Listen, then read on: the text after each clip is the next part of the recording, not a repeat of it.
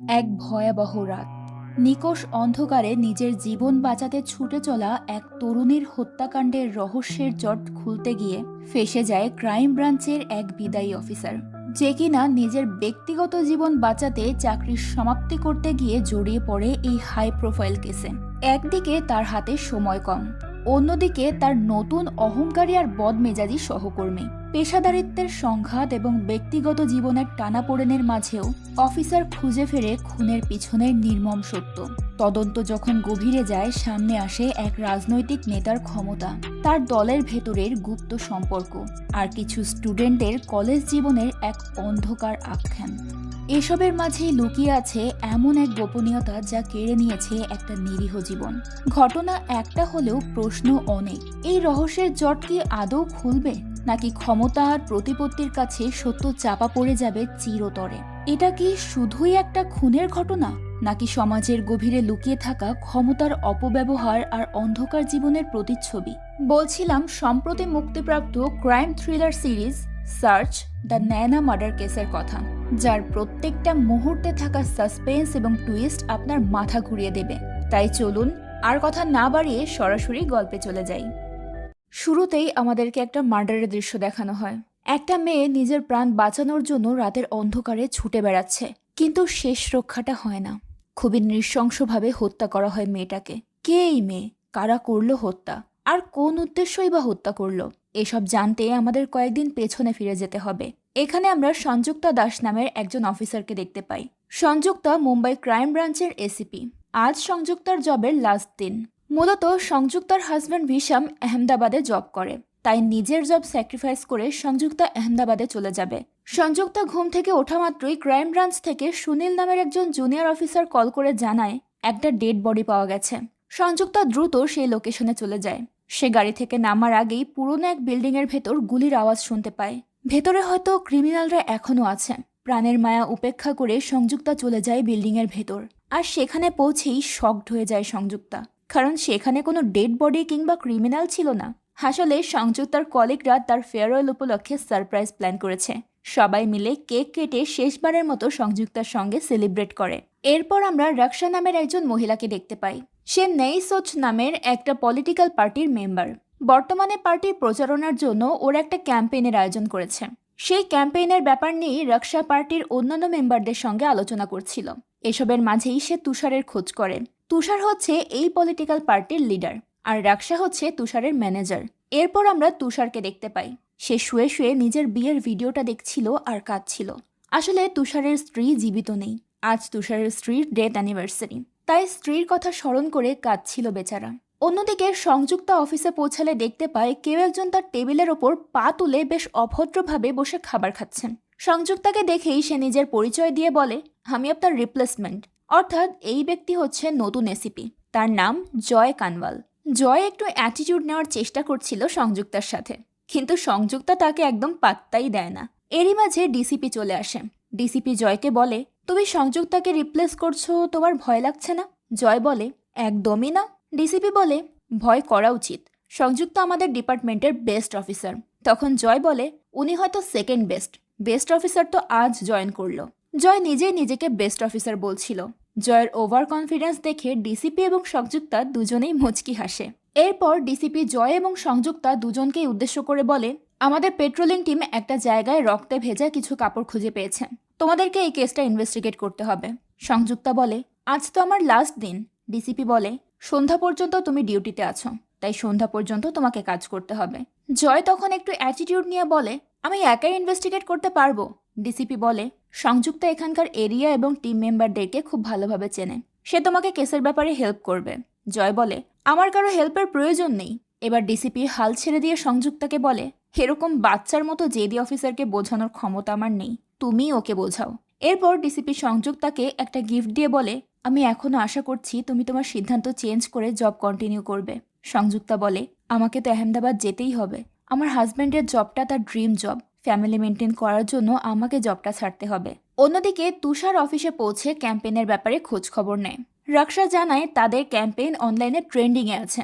সেই সাথে আজ ওরা কলেজে একটা সেমিনারের আয়োজন করেছে। সেই সেমিনারে তুষার নিজে স্টুডেন্টদের মাঝে স্পিচ দেবে।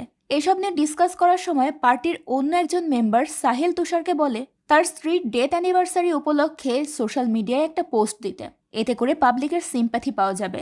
কিন্তু তুষার বলে আমার পার্টির সাথে আমার স্ত্রীর কোনো রকম সম্পর্ক নেই, তাই এর মধ্যে ওকে কিংবা ওর মৃত্যুকে জড়ানোর কোনো দরকার নেই। সাহিল চলে যাওয়ার পর তুষার রাক্সার কাছাকাছি চলে আসে। এখানে আমরা বুঝতে পারি রাক্সা এবং তুষারের মধ্যে রিলেশন চলছে, আর তাদের রিলেশনের ব্যাপারটা একরকম ওপেন সিক্রেট। যাই হোক, তাদের রোম্যান্সের মাঝেই আবারও সাহিল চলে আসে। আবারও পার্টির ক্যাম্পেইন নিয়ে ডিসকাশন শুরু হয়। সামনেই ইলেকশন, তাই এত তোড়জোড় চলছে। রাক্সা জানায় প্রেরণা শক্তি পার্টির লিডার জাহ্নবী কুলকার্নি তাদের সঙ্গে জোট বাঁধতে চায়। এ ব্যাপারে সে সরাসরি তুষারের সঙ্গে আলোচনা করতে চায়। রাক্সা এর পক্ষে, কিন্তু সাহিল এটার বিপক্ষে। সাহিল চায় না জাহ্নবীর সাথে তাদের পার্টি জোট বাঁধুক। এটা নিয়ে দুজনের মধ্যে একটু তর্ক বিতর্ক শুরু হয়। দুজনকে থামিয়ে দিয়ে তুষার রাক্সাকে বলে জাহ্নবীর সঙ্গে মিটিংয়ের সেট আপ করার জন্য। এরপর সাহিলকেও বুঝিয়ে বলে জাহ্নবীর সঙ্গে জোট বাঁধলে ফায়দা আমাদের পার্টিরই হবে। এরই মাঝে সংযুক্তা জয়কে নিয়ে সেই লোকেশনে চলে যায় যেখানে রক্তমাখা কাপড় পাওয়া গেছে। সেখানে পেট্রোলিং টিম আগে থেকেই কাজ করছিল। তারা রক্তমাখা কাপড়ের মধ্যে একটা ফোনও খুঁজে পেয়েছে। সংযুক্তা ইন্সপেক্টর সিন্দেকে বলে ফোনটা চার্জ করে দেখতে অন হয় কিনা। জয় রক্তমাখা কাপড়টা চেক করে দেখে সেটা একটা কলেজের ইউনিফর্ম। জয় বলে আমাদের সরাসরি কলেজে গিয়ে ইনভেস্টিগেশন করা উচিত। তবে সংযুক্তা তার কথায় পাত্তা না দিয়ে আশপাশটা ভালোভাবে ঘুরে দেখতে শুরু করে। সেখানে একটা গভীর খাদ আছে। সংযুক্তা সিন্দেকে বলে ডুবুরি ডেকে খাদের ভেতরটা ভালোভাবে সার্চ করতে। এরপর খাদের আশেপাশের জায়গাটাও স্নিফার ডগ দিয়ে সার্চ করে দেখতে বলে। সংযুক্তার আচরণে জয় বিরক্ত হয়ে বলে আপনি হতে পারেন স্টার অফিসার, কিন্তু আমিও কোনো সাইড ক্যারেক্টার নই। এই কেসটা আমার, তাই আমার কথা মতো সবকিছু হবে। আমি তো বলছি কলেজে গিয়ে ইনভেস্টিগেশন করলেই কেসটা সলভ হয়ে যাবে। এসব কথা বাদ দিয়ে কলেজে চলুন। তখন সংযুক্তা রেগে গিয়ে বলে আজ সন্ধ্যা পর্যন্ত এই কেসের ইনভেস্টিগেশন অফিসার আমি। কাল থেকে তোমার যেভাবে ইচ্ছা সেভাবে কাজ করবে।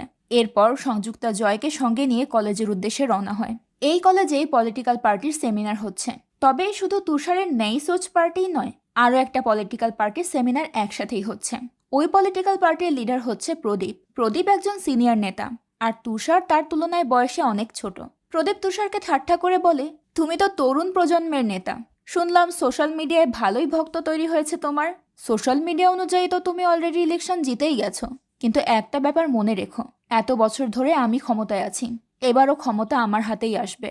এবারের ইলেকশনের ক্ষমতাটা তুমি আমার হাতে ছেড়ে দাও, আমি প্রমিস করছি পরের ইলেকশনে আমি তোমাকেই জিতিয়ে দেব। তখন তুষার বলে পলিটিক্যাল লিডারদের প্রমিসের যদি মূল্যই থাকতো তাহলে তো দেশের পরিস্থিতি অন্যরকম হতো। এরপর প্রদীপ বলে শুনলাম তোমরা নাকি জনগণের সুবিধার জন্য কি সব অ্যাপ ট্যাপ বানাচ্ছ। বানাও, ভোটারদেরও তো জানা উচিত নেতারা তাদের জন্য কতটা ভাবে।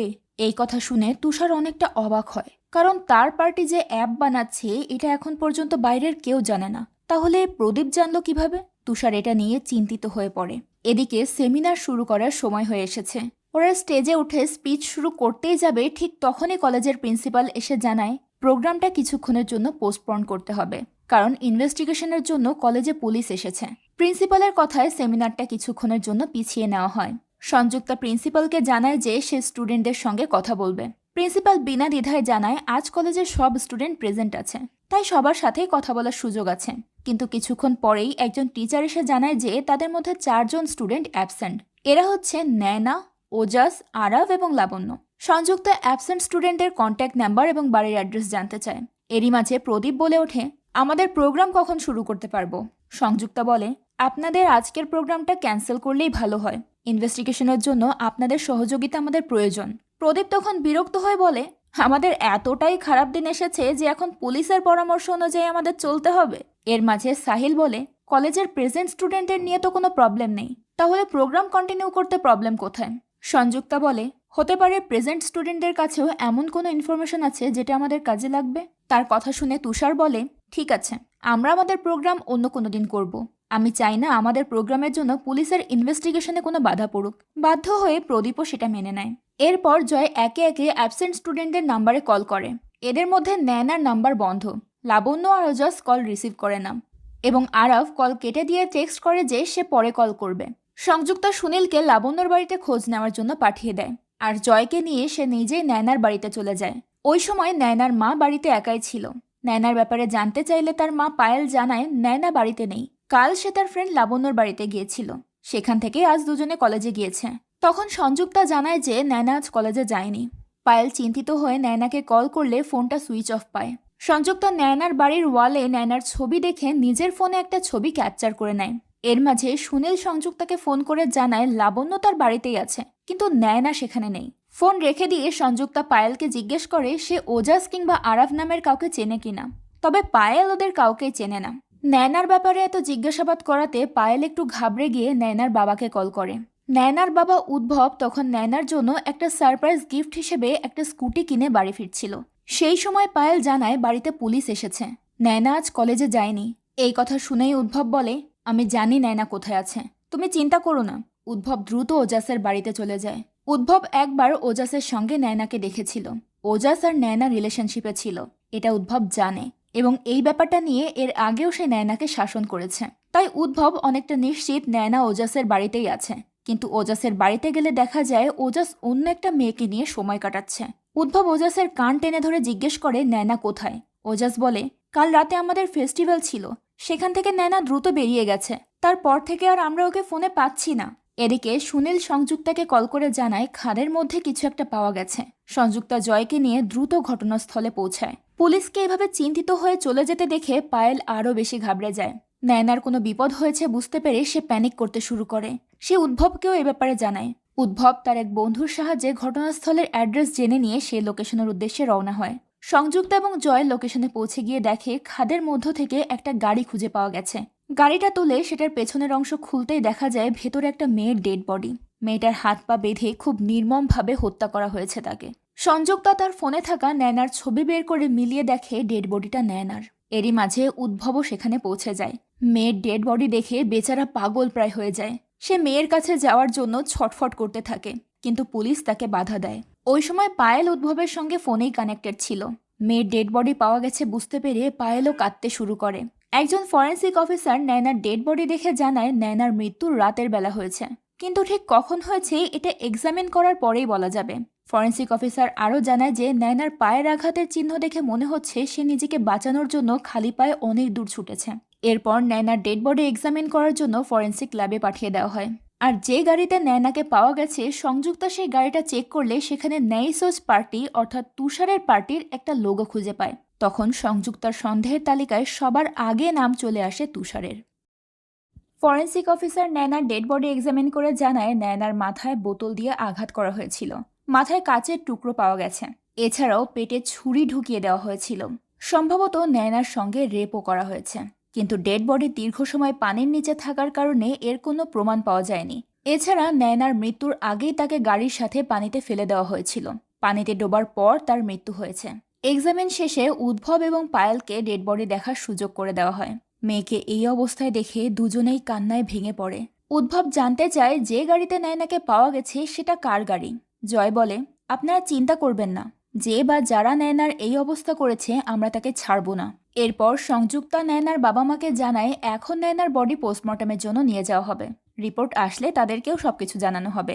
এর কিছুক্ষণ পর ডিসিপি এসে জানায় খাদের কাছে একটা জিনিস খুঁজে পাওয়া গেছে।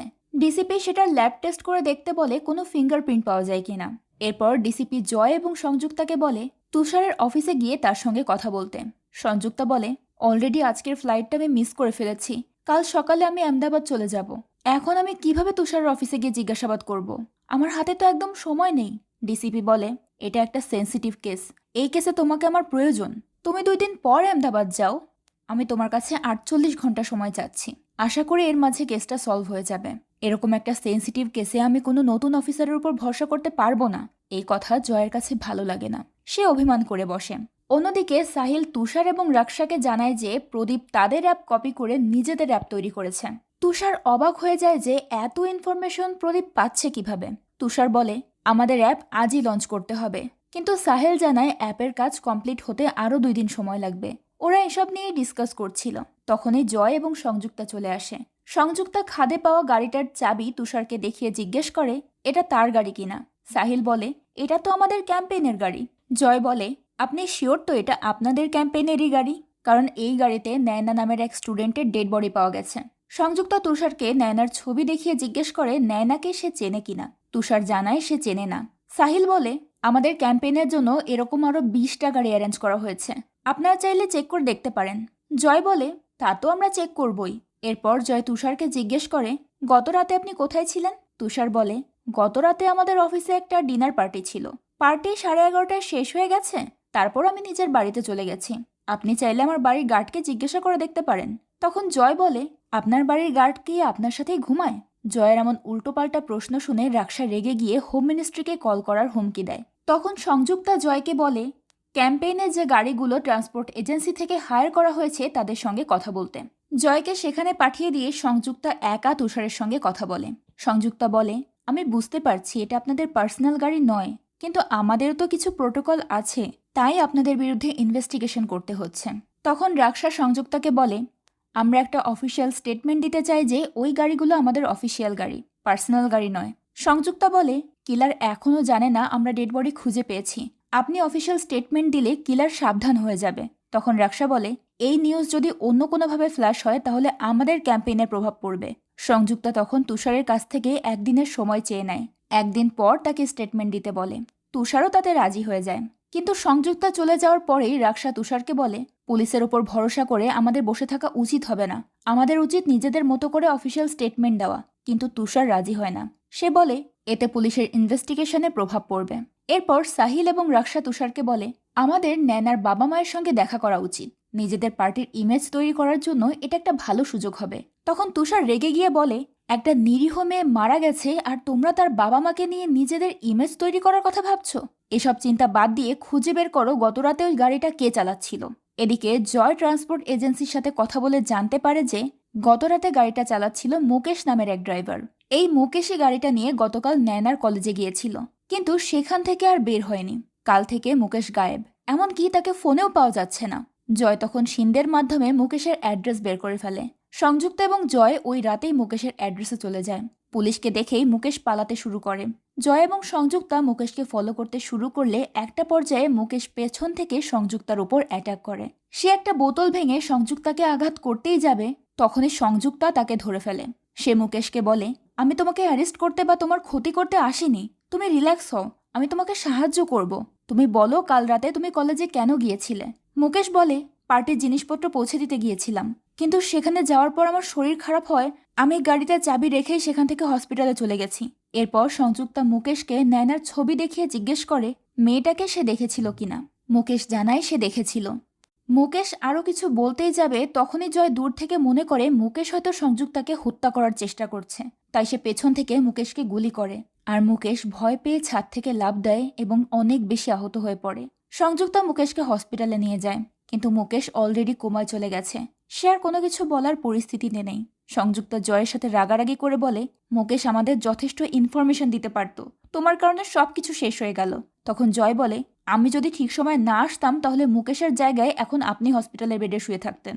সংযুক্তা বলে, বড় বড় কথা বাদ দিয়ে হসপিটালে গিয়ে খোঁজ নাও যে মুকেশ গতরাতে সেখানে ছিল কিনা। পরদিন সকালে ঘুম থেকে উঠেই সংযুক্তা ফোন চেক করলে দেখতে পায় বিভিন্ন নিউজ চ্যানেলে ব্রেকিং নিউজ এসেছে, 18 বছরের স্টুডেন্টকে মৃত অবস্থায় পাওয়া গেছে। নিউজটা দেখে তুষার এবং রাক্সা সংযুক্তার সঙ্গে দেখা করতে যায়। তুষার সংযুক্তাকে জিজ্ঞেস করে, আপনি আমাদেরকে না জানিয়ে কেন স্টেটমেন্ট দিলেন? সংযুক্তা বলে, পুলিশের পক্ষ থেকে কোনো স্টেটমেন্ট দেওয়া হয়নি, নিউজ হয়তো অন্য কোনোভাবে লিক হয়েছে। তখন রাক্সা বলে, আমি বলেছিলাম না নিউজ কোনো না কোনোভাবে লিক হবেই, পুলিশের ওপর ভরসা করাটাই উচিত হয়নি। এরপর তুষার বলে, আমাদের গাড়ির ব্যাপারটা লিক হওয়ার আগেই আমরা একটা স্টেটমেন্ট দিতে চাই। তখন সংযুক্তা বুঝিয়ে বলে যে এতে ইনভেস্টিগেশনে প্রবলেম হবে। সে তুষারকে রিকোয়েস্ট করে একদিনের সময় চেয়ে নেয়। তুষার এবারও রাজি হয়ে যায়। এরপর সংযুক্তা এবং জয় নয়নার বাবা মাকে পুলিশ স্টেশনে ডেকে জিজ্ঞেস করে নয়নার পলিটিক্সে কোনো ইন্টারেস্ট ছিল কিনা, কিন্তু পায়েলরা এই ব্যাপারে কিছুই বলতে পারে না।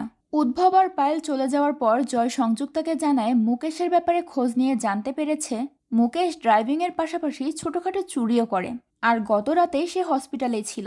এরপর জয় জানায় নয়নার ফোন চেক করে সে নয়নার সোশ্যাল মিডিয়া অ্যাকাউন্ট বের করতে সক্ষম হয়েছে, আর সোশ্যাল মিডিয়া অ্যাকাউন্ট চেক করে সে জানতে পেরেছে নয়নার ক্লাসমেট ওজাস হচ্ছে নয়নার এক্স বয়ফ্রেন্ড। তাই সন্দেহের তালিকায় এখন ওজাসও আসে। প্রেমে ব্যর্থ এক্স বয়ফ্রেন্ডের প্রতিশোধ নেওয়ার নতুন কিছু নয়। নয়না তার অ্যাকাউন্টে ওজাসের সঙ্গে বেশ কিছু ছবিও পোস্ট করেছিল।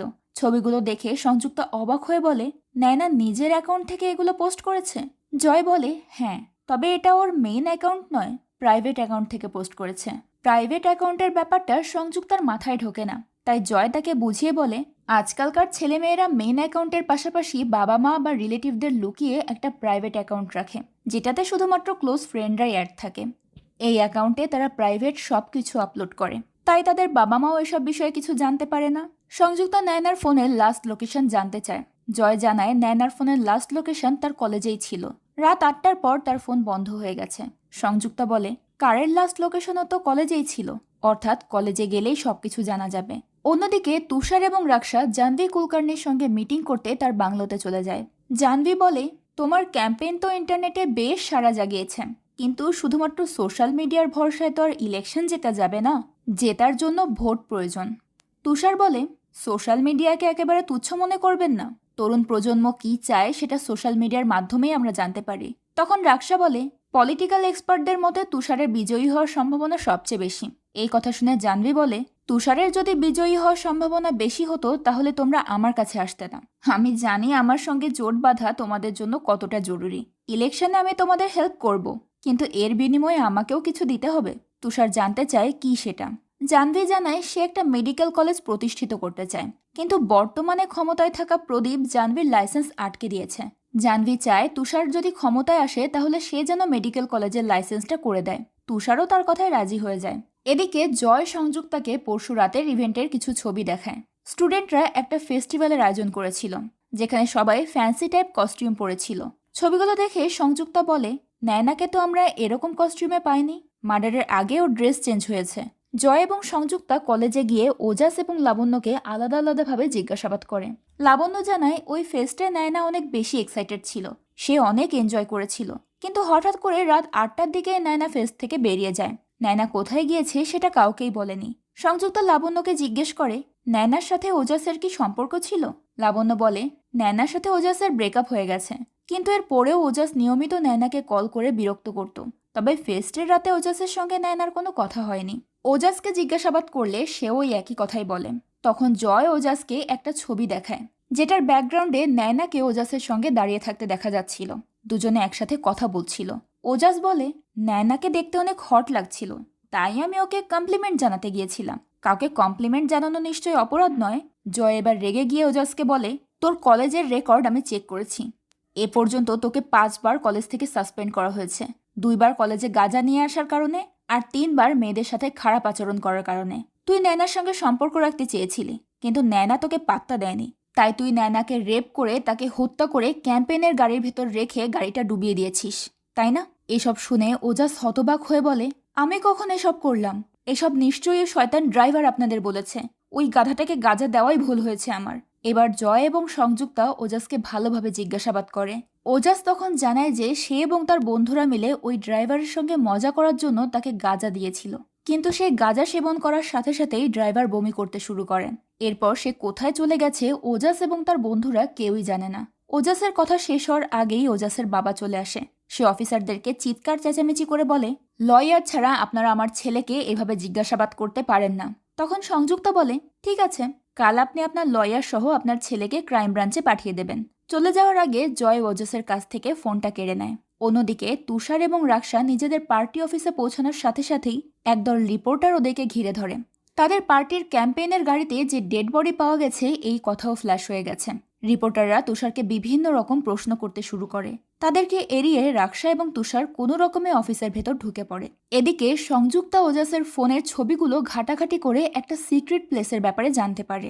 জায়গাটা কলেজের ভেতরেই কোথাও আছে, আর সেখানেই স্টুডেন্টরা ফেস্টের দিন পার্টি করেছে। জয় এবং সংযুক্তা সেই জায়গার খোঁজে বেরিয়ে পড়ে।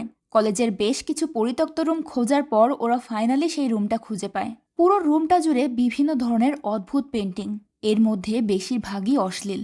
রুমে ঢুকতেই সংযুক্তা প্রথমে খুঁজে পায় নয়নার কলেজের আইডি কার্ড। এরপর ওই রুমের ফ্লোরে পড়ে থাকা ছোপ ছোপ রক্তের দাগ দেখতে পায়। এছাড়াও ফ্লোর জুড়ে ছড়িয়ে আছে কাচের টুকরো। আর একটু ভেতরে গেলেই তারা একটা বেড খুঁজে পায়, যেটা রক্তে ভিজে গেছে। সংযুক্তা ওজাসের ওই ছবিটার ব্যাকগ্রাউন্ডের সঙ্গে রুমের ওয়াল মিলিয়ে দেখে ছবিটা এখানেই তোলা হয়েছে। অর্থাৎ পুরোপুরি নিশ্চিতভাবে বলা যায় স্টুডেন্টরা এখানেই পার্টি করেছে, আর এখানেই ঘটেছে সেই ভয়ানক ঘটনা। সংযুক্তা ফরেন্সিক টিমকে ডেকে পুরো জায়গাটা ভালোভাবে ইনভেস্টিগেশন করতে বলে। জয় কলেজের সিকিউরিটি গার্ডদের ডেকে জিজ্ঞাসাবাদ করে জানতে পারে ওই রুমগুলো আগের কলেজের কেয়ারটেকাররা ব্যবহার করত।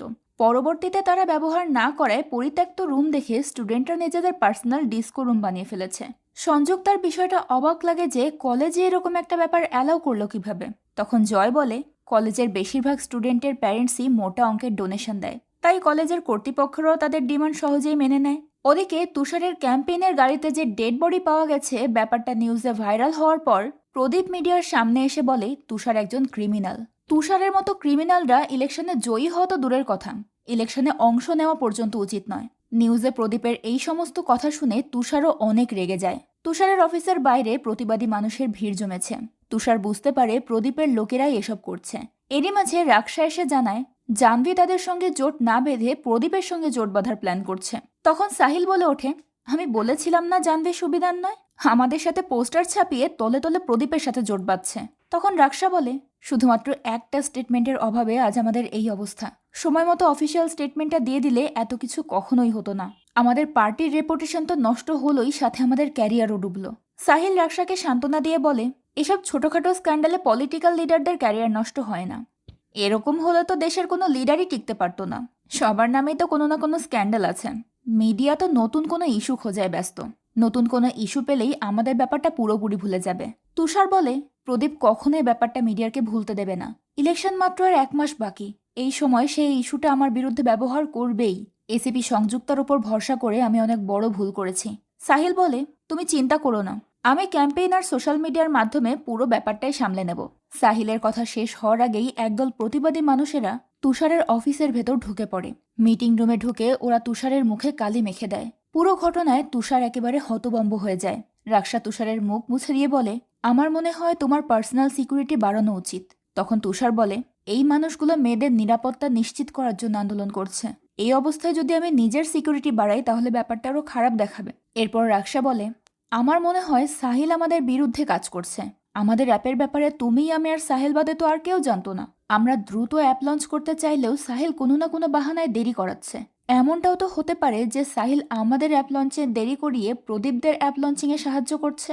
এই কথা শুনে তুষার রেগে গিয়ে বলে, সাহিল আমার ছোটবেলার বন্ধু, ওকে আমি বিশ্বাস করি, ওর বিরুদ্ধে আমি কোনো কথা শুনতে চাই না।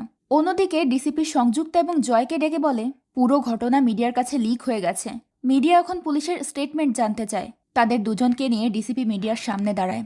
রিপোর্টাররা ডিসিপিকে জিজ্ঞেস করে, তুষারের মতো একজন বড় পলিটিক্যাল লিডারের গাড়িতে ডেড বডি পাওয়া গেছে, তো পুলিশ কি এত বড় লিডারের বিরুদ্ধে কোনো অ্যাকশন নেবে? ডিসিপি বলে, ডেড বডি তুষারের পার্সোনাল গাড়িতে নয়, তার ক্যাম্পেইনের জন্য ব্যবহৃত গাড়িতে পাওয়া গেছে। এটা তো আপনাদের জানা উচিত। আর অপরাধী যেই হোক না কেন আমরা তাকে কঠিন শাস্তি দেব। রিপোর্টাররা জিজ্ঞেস করে, আমরা তো শুনেছি এই কেসের লিড অফিসার ডিপার্টমেন্ট ছেড়ে দিচ্ছে। ডিসিপি তখন বিরক্ত হয়ে বলে, এসব নিউজ আপনারা কোথায় পান? এই কেসের lead officer Sanjukta Das case solve না হওয়া পর্যন্ত ডিপার্টমেন্টেই আছে। মিডিয়ার সামনে ডিসিপির এমন স্টেটমেন্ট শুনে সংযুক্তা হতবাক হয়ে যায়।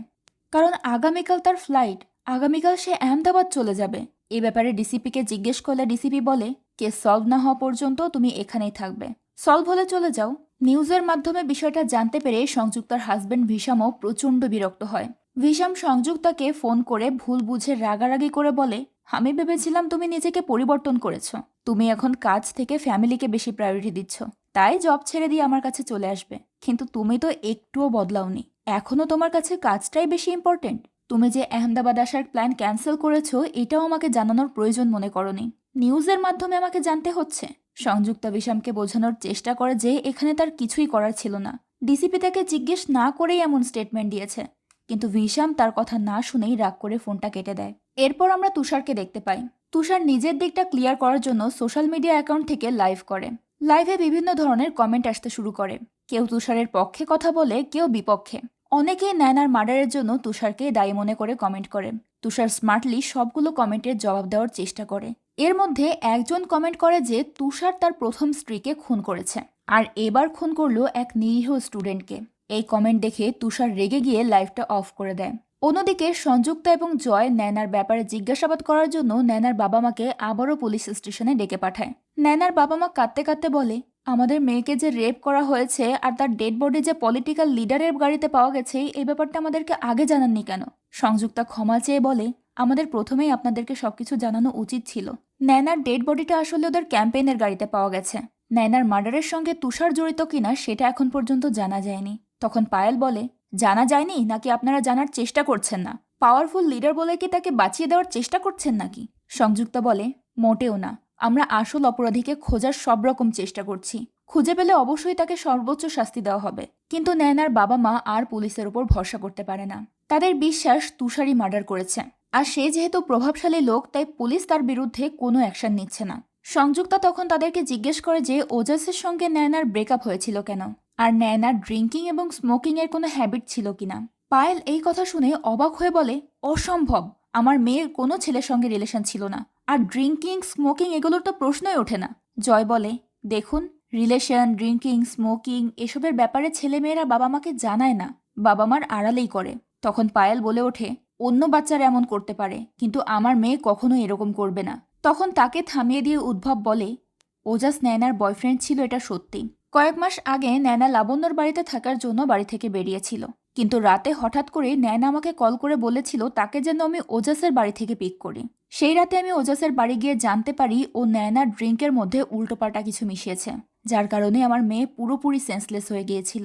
এসব শুনে নয়নার মা চিৎকার চেঁচামেচি করে বলে, এত কিছু ঘটে গেছে অথচ তুমি আমাকে কিছুই জানাওনি, আর কি কি গোপন করেছো তুমি আমার কাছ থেকে? চিৎকার চেঁচামেচি করতে করতে নয়নার মা খেয়াল করে পাশের রুমের স্ক্রিনে নয়নার ডেড বডির ছবি। এটা দেখে সে আঁতকে ওঠে। নয়নার বাবা মা তখন নিজেদেরকে কন্ট্রোল করতে না পেরে সেখান থেকে বেরিয়ে যায়। থানার বাইরে একজন রিপোর্টার পরিচয় গোপন করে অপেক্ষা করছিল। উদ্ভবকে দেখেই সে জানতে চায় পুলিশ কি বলল, কে মার্ডারের সঙ্গে জড়িত। উদ্ভব তখন কোনো উত্তর না দিয়ে সেখান থেকে চলে যায়। এরপর জয় এবং সংযুক্তা আরাভ এবং লাবণ্যকে ডেকে জিজ্ঞাসাবাদ করে, তবে তারা কেউই ওই রাতের ব্যাপারে ক্লিয়ারলি কিছু বলে না। দুজনেই কৌশলে পুরো ব্যাপারটা গোপন রাখার চেষ্টা করে। তবে এখন পর্যন্ত ইনভেস্টিগেশন করার পর, নয়নার বন্ধুদের জিজ্ঞাসাবাদ করার পর জয় একটা থিওরি দাঁড় করায় যে ওই রাতে ঠিক কি ঘটতে পারে। জয় নিজের থিওরিটা সংযুক্তাকে জানায়। জয় বলে, ওই রাতে ফেস্ট চলাকালীন রাত 8:30টার দিকে ওজাসের সঙ্গে নয়নার ঝগড়া হয়েছে। ওজাস বলেছে সে কমপ্লিমেন্ট জানাতে গিয়েছিল, কিন্তু না, সে গিয়েছিল নয়নার সঙ্গে রিলেশনটা কন্টিনিউ করতে। কিন্তু নয়না পাত্তা না দেওয়ায় ওজাসের মাথা খারাপ হয়ে যায়। এরপর হয়তো সে নিজেই ক্ষোভের ব্যাপারটা আরাবের সাথে শেয়ার করে, আর তারপর তারা দুজন মিলে প্ল্যান করে যে নয়নাকে উচিত সাক্ষী দেবে। এরপর ওরা কৌশলে নয়নাকে ড্রিঙ্ক করিয়ে রাত 9টার দিকে বেসমেন্টের সেই সিক্রেট রুমে নিয়ে যায়। নয়না যখন পুরোপুরি নেশাগ্রস্ত হয়ে পড়েছিল, তখন হয়তো ওরা দুজন মিলে নয়নার সঙ্গে জোর জবরদস্তি করেছে।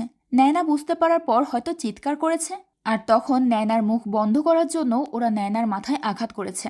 এতে নয়না জ্ঞান হারিয়ে ফেলেছে, আর নয়নার জ্ঞান ফিরলে সে সবাইকে সবকিছু জানিয়ে দেবে। তাই ওজাসরা দুইজন মিলে নয়নাকে হত্যা করার প্ল্যান করেছে। ওরা আগে থেকেই জানতো ড্রাইভার মুকেশের শরীরের অবস্থা খারাপ, সে গাড়ি রেখেই কোথাও চলে গেছে, আর এই সুযোগটাকেই ওরা কাজে লাগায়। এরপর নিজেরাই নয়নাকে নিয়ে গাড়ি চালিয়ে সেখান থেকে বেরিয়ে যায়, আর তারপর গাড়িটা খাদের মধ্যে ফেলে দেয়। সবকিছু ঠিকঠাকই ছিল, তবে সংযুক্তা জয়ের থিওরিতে পুরোপুরি বিশ্বাস করতে পারে না, কারণ জয়ের স্টোরিতে অনেক কমতি আছে। নয়নার সাথে যদি ওজাসের ঝগড়া হয়ে থাকে, তাহলে নয়না কেন ওজাসের সঙ্গে বেসমেন্টে গেল? তাছাড়া ক্যাম্পেইনের গাড়ি বের হয়ে যাওয়ার অনেকটা সময় পর আরাভের গাড়ি কলেজ থেকে বের হয়েছে।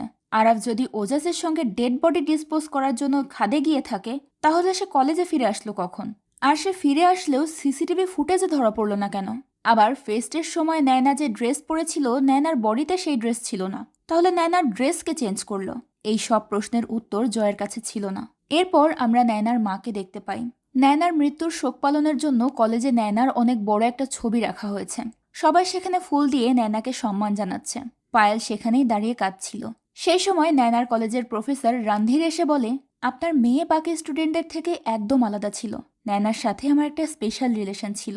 আমার আর নয়নার মধ্যে একটা বেট হয়েছিল, প্রতি মাসে আমরা একে অপরকে এমন একটা বই গিফট করব যেটা আমরা কখনোই পড়িনি। কিন্তু এই মাসের বইটা আর আমার নয়নাকে দেওয়া হলো না। এই কথা বলে সেই মাসের বইটা সে নয়নার মাকেই দিয়ে দেয়। অন্যদিকে ডিসিপি সংযুক্তাকে ডেকে বলে, নয়নার পোস্টমর্টম রিপোর্ট চলে এসেছে, কিন্তু ওর শরীরে কোনো রকম ড্রাগস কিংবা অ্যালকোহল পাওয়া যায়নি। তোমাদের থিওরি সম্পূর্ণ ভুল, তোমরা ভুল পথে এগোচ্ছ। সংযুক্তা বলে, এটা আমার থিওরি ছিল না স্যার, জয়ের থিওরি ছিল। ডিসিপি রেগে গিয়ে বলে, জয় এরকম উল্টোপাল্টা থিওরি দিচ্ছে আর তুমি ওকে বাধা দিচ্ছ না কেন? আমি তোমাকে কেসে রেখেছি কারণ তুমি আমার বেস্ট অফিসার। জয়ের সব কথায় পাত্তা না দিয়ে তোমার উচিত নিজের মতো করে কেসটা ইনভেস্টিগেট করা। অন্যদিকে জয় ওজাসকে ডেকে হুমকি ধমকি দিয়ে জিজ্ঞেস করে যে, বল, কেন খুন করেছিস নয়নাকে, কেন রেপ করেছিস ওকে? ওজাসের লয়ার সেখানেই উপস্থিত ছিল।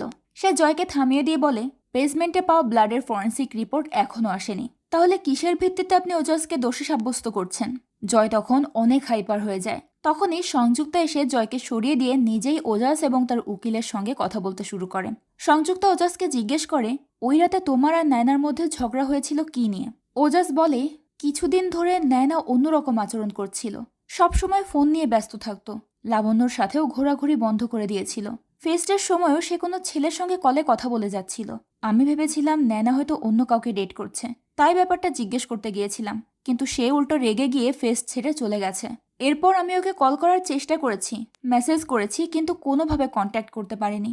এসব বলতে বলতে ওজাস কাঁদতে শুরু করে। তাই সংযুক্তা ওজাসকে চলে যেতে বলে। তবে জয় ওজাসের কথা বিশ্বাস করতে পারে না, তাই সংযুক্তার সাথে তার রাগারাগি হয়ে যায়। এরপর জয় নায়নার কলেজের দুজন ছেলেকে টার্গেট করে রাতের বেলায় বারে চলে যায়। সেখানে নিজের পরিচয় গোপন করে জয় ওই ছেলেদের সঙ্গে ড্রিঙ্কস করার অভিনয় করে এবং তাদের সঙ্গে বন্ধুত্ব গড়ে তোলে। এরপর কৌশলে ওদের কাছ থেকে নায়নার ব্যাপারে ইনফরমেশন জানার চেষ্টা করে। মাতাল অবস্থায় একটা ছেলে জয়কে জানিয়ে দেয় যে তার কাছে নায়নার একটা ভিডিও আছে। সে জয়কে ভিডিওটা দিয়েও দেয়। অন্যদিকে তুষার তার এক ইনফরমারের মাধ্যমে জানতে পারে যে তার অফিস থেকে কেউ একজন ইমেল করে প্রদীপের কাছে সমস্ত ইনফরমেশন পৌঁছে দিত। আর সেই ব্যক্তি আর কেউ নয়, তুষারের ছোটবেলার বন্ধু সাহিল। তুষার সাহিলকে ডেকে জিজ্ঞেস করে কতদিন ধরে সে প্রদীপের জন্য কাজ করছে। সাহিল তখন সম্পূর্ণ অস্বীকার করে বলে সেই সবের কিছুই করেনি, কিন্তু তুষার তার কথা মানতে চায় না। সিকিউরিটি গার্ড ডেকে সাহিলকে অফিস থেকে বের করে দেয়। এদিকে সংযুক্তা ডিউটি শেষে বাড়ি ফিরে দেখতে পায় তার মেয়ে মাহি নিজের ফোনে কিছু অশ্লীল সেলফি তুলেছে। সংযুক্তা ঘাবড়ে যায় এবং মাহিকে জিজ্ঞেস করে এ ধরনের সেলফি সে কেন তুলেছে, কেউ কি তাকে ফোর্স করছে? মাহি বলে, কেউ কেন ফোর্স করবে, এসব আমি এমনি তুলেছি, এটাকে সেলফ লাভ বলে। তখন সংযুক্তা রেগে গিয়ে বলে, তোমার কোনো আইডিয়া আছে এগুলো কত ডেঞ্জারাস হতে পারে? ল্যাপটপ কিংবা ফোনের ডেটা সহজেই হ্যাক হতে পারে। মাহি তখন বিরক্ত হয়ে বলে, তুমি হঠাৎ এত কেয়ার করার নাটক করছো কেন? তোমার তো কাজের চাপে সময় পাওয়ার কথাই না, নাকি বাবার সাথে ঝগড়া হয়েছে তাই আমার পেছনে লেগেছো? তখনই জয় সংযুক্তাকে কল করে বলে, একটা প্রুফ পেয়েছি, দেখতে চাইলে চলে আসুন। তখন সংযুক্তা বলে, আমি এখনই আসছি। এই কথা শুনে মাহি বলে ওঠে, যাক, ডাক পড়েছে, বকাবকি করারও সময় নেই তোমার, যাও, আমি না হয় নিজেই নিজেকে বকে নেব। এরপর সংযুক্তা অফিসে গেলে জয় তাকে ওই ভিডিওটা দেখায়। ভিডিওটা ওই ঘটনার রাতের, ওজাস এবং নায়নার প্রাইভেট মোমেন্টের। ওই রাতে বেসমেন্টের ওই গোপন রুমে ওজাস এবং নায়নার এই ভিডিওটা রেকর্ড করা হয়েছে। সংযুক্তা খুব মনোযোগ দিয়ে ভিডিওটা দেখতে শুরু করে। দেখতে দেখতে রাত পেরিয়ে সকাল হয়ে যায়, কিন্তু সংযুক্তা তখনও সেই ভিডিওই দেখে যাচ্ছিল। জয় বসে থাকতে থাকতে সংযুক্তার সামনেই ঘুমিয়ে পড়েছিল। সকালে ঘুম ভাঙলে সে সংযুক্তাকে তখনও ওই ভিডিও নিয়ে পড়ে থাকতে দেখে ভীষণ অবাক হয়। তখন জয় তাকে বলে, আপনি তো বলেছিলেন ওজাস নাকি নির্দোষ, কিন্তু এই ভিডিওটা ওজাস এবং আরব মিলেই বয়েজ গ্রুপে পাঠিয়েছিল। ওজাসদের ওপর সন্দেহ করার সম্পূর্ণ কারণ ছিল তাদের কাছে। তবুও সংযুক্তার মনে হচ্ছিল এই ভিডিওর মধ্যে কোনো একটা ঝামেলা আছে, কারণ ওজাসদের বিরুদ্ধে এটা একটা বড় এভিডেন্স। তাহলে তারা নিজেই নিজেদের পায়ে কুড়াল কেন মারবে? তখন জয় তাকে বোঝায়, বর্তমান যুগের ছেলেরা এক্সাইটেড হয়ে এরকম অনেক কিছুই করে ফেলে। তবে সংযুক্তার কেন যেন বিষয়টা হজম হচ্ছিল না। সেই সময় জয় আবারও তাকে টিজ করতে শুরু করলে সংযুক্তা রেগে সেখান থেকে উঠে চলে যায়।